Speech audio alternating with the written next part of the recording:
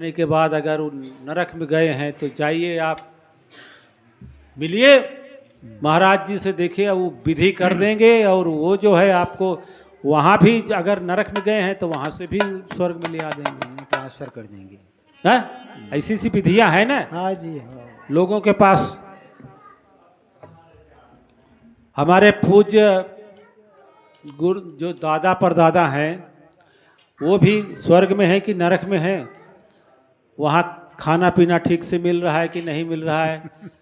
अब यहाँ से लोग ऐसे ऐसे लोग हैं कि सारी व्यवस्था करने को सब तैयार हैं। आप खर्चा दीजिए, गुरु अपने पहुंचा देंगे। पूर्वजों को जो है वो खाना भी भेज देंगे, लोटा भी भेज देंगे, थाली भी भेज देंगे, टार्च भी भेज देंगे, छाता भी भेज देंगे, खटिया भी भेज देंगे, तोशक भी भेज देंगे, सब भेज देंगे, क्योंकि वहाँ मिला है कि नहीं मिला है। तो ये सब कहानियाँ हैं, महापुरुषों कथा है, ऐसा कुछ भी नहीं होता। जीते जी अगर हम मुक्त नहीं हुए तो मरने के बाद मुक्ति नहीं मिलेगी। इसीलिए कहा गया है ना कि मोक्ष क्या है। मोक्ष के लिए बार बार समझाते हैं लोग कि मोक्ष वही है जो हमारे अंदर में अज्ञानता भरी है। नरक क्या है? हमारे अंदर जो अज्ञानता है उसको खत्म कर देना, अज्ञान नष्ट हो जाए, ज्ञान प्राप्ति हो जाए, बस आदमी मुक्त है। मोक्ष का कोई जरूरत नहीं, आदमी मुक्त है। जैसे रात को कोई कहे कि अंधेरा आ गया है, अंधेरा भाग जाए, अंधेरा भाग जाए। अंधेरा नाम का कोई चीज होता ही नहीं, सही पूछा जाए तो,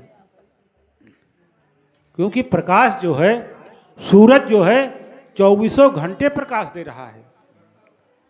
24 घंटे 24 आवर सूरज का प्रकाश प्रकाशित है।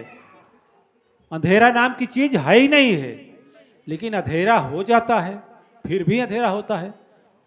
उसका कारण है कि वो पृथ्वी जो है वो सूरज के सामने आ जाती है चक्कर लगाते लगाते, उसकी छाया, तो अंधेरा हो जाता है। वास्तव में अंधेरा नाम की कोई चीज नहीं है, दुनिया में है ही नहीं, केवल प्रकाश ही प्रकाश है। और प्रकाश कभी खत्म नहीं होता, प्रकाश ही प्रकाश है। अंधेरा तो तब आता है जब प्रकाश के सामने कोई रुकावट आ जाए, वही रुकावट आ जाता है तो अंधेरा हो जाता है।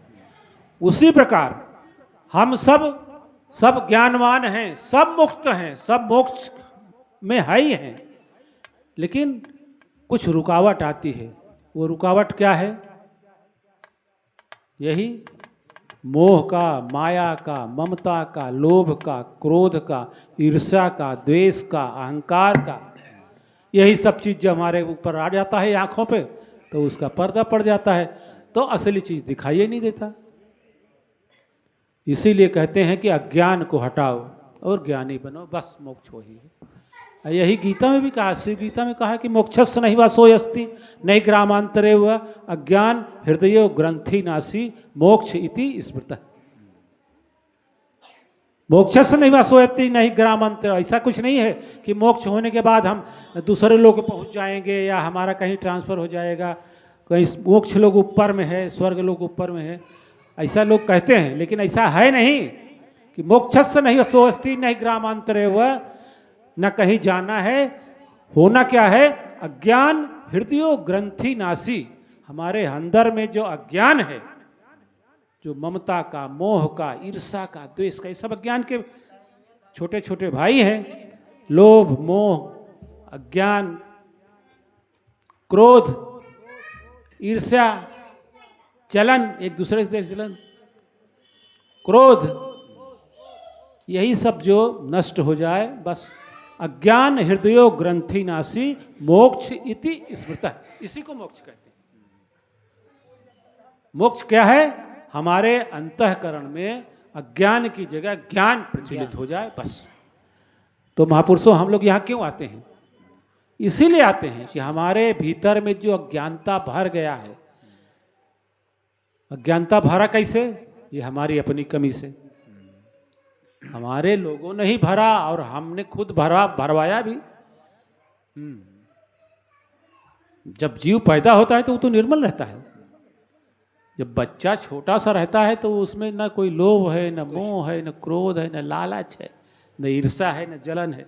सबके साथ खेलता है, बुझता है, न छोटा है न बड़ा है, कोई ऊंच नीच कुछ भेद नहीं, सब समान। लेकिन जैसे जैसे बच्चा बड़ा होने लगा तैसे तैसे परिवार वाले, समाज वाले ये सब भरते चले गए। तुम इस जाति के हो, तुम इस धर्म के हो, तुम ऊंच वाले हो, तुम नीच वाले हो, तुम ये हो, तुम वो हो। ऐसे करते करते करते करते करते इतना उसके अंदर भर गया कि जो निर्मल आया था वो मल से परिपूर्ण हो गया।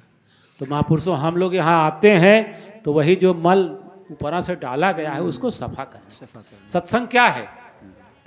सत्संग में क्यों आते हैं? वही सफा करने के लिए, अपनी सफाई के लिए। अपने अंदर जो मैल भरा है, जो कमियां हैं, उसको दूर करने के लिए हम सब संत महापुरुषों के चरणों में आते हैं।